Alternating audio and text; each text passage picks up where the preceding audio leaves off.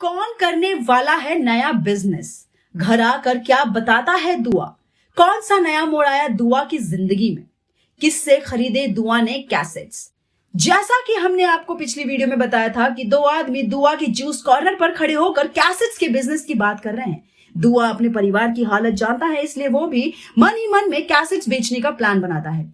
दुआ के बाबूजी खाना खाकर वापस आते हैं और दुआ से पूछते हैं, क्यों दुआ, कोई ग्राहक आया कि नहीं? दुआ कहता है, हाँ बाबूजी, 2 आदमी आए थे बड़ी सी गाड़ी में। दुआ की बातें सुनकर उसके बाबूजी बोलते हैं, अब बेटा बड़ी गाड़ी से आया या छोटी से, हमें तो अपने धंधे से मतलब है।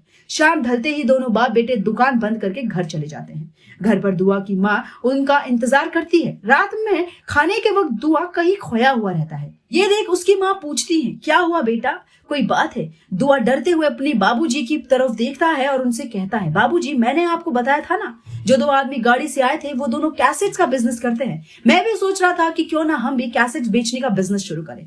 बाबूजी बिना कुछ कहे उसे 1 मिनट तक घूरते रहे और फिर इस कैसेट्स के बिजनेस को बड़े लोगों का धंधा बताते हैं। दुआ इसके आगे कुछ भी नहीं बोल पाता। अगले सीन में दुआ देखता है कि उसकी माँ की तबीयत कई दिन तक खराब रहती है और बार बार पूछने पर भी उसकी माँ झूठ बोलती है कि उसकी तबीयत ठीक है। एक दिन दुआ की माँ को खून की उल्टियां होती हैं। दुआ और उसके बाबूजी उसे जल्दी से सरकारी हॉस्पिटल में एडमिट करते हैं, जहां पर उसकी माँ की मौत हो जाती है। डॉक्टर आकर बताता है कि उसकी माँ की तबीयत काफी वक्त से खराब थी और उनसे पूछता है, इनकी तबीयत इतनी खराब थी, आप लोगों ने उन्हें पहले एडमिट क्यों नहीं कराया? दुआ के बाबूजी डॉक्टर के इन सवालों का जवाब नहीं दे पाते और दुआ वहीं खड़ा खड़ा सोचने लगता है कि अगर उनके परिवार की हालत ऐसी ना होती, अगर उनके पास इलाज के पैसे होते तो उसकी माँ शायद बच जाती।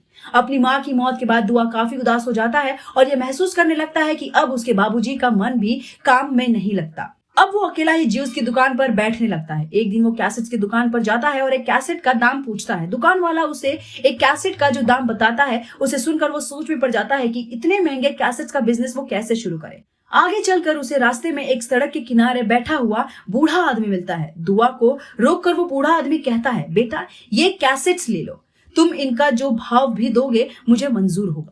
उस बूढ़े आदमी की बात सुनकर दुआ काफी खुश हो जाता है और सारे कैसेट्स खरीद कर घर ले आता है। क्या सक्सेसफुल हो पाएगा दुआ का ये न्यू बिजनेस? जानने के लिए बने रहिए हमारे साथ।